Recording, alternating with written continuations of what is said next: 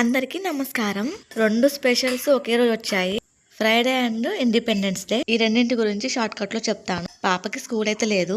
వీళ్ళకి government holiday ఇచ్చారంట. Message వచ్చింది. మరి రెడీ అవుతుంది కదా, ఎందుకు?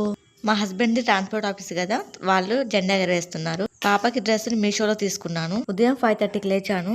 ముందు ఇంట్లో పూజ చేద్దాం అనుకున్నా. సడన్ గా మా వారు పాపని తీసుకెళ్లి జెండా ఎగరేస్తా అని చెప్పేసి అన్నారు. ఇక స్కూల్ కి ఎలాగో వెళ్ళట్లే కదా, మా వారితో పంపిద్దామని రెడీ చేశాను. నాకైతే ఈ డ్రెస్ చాలా బాగా నచ్చింది.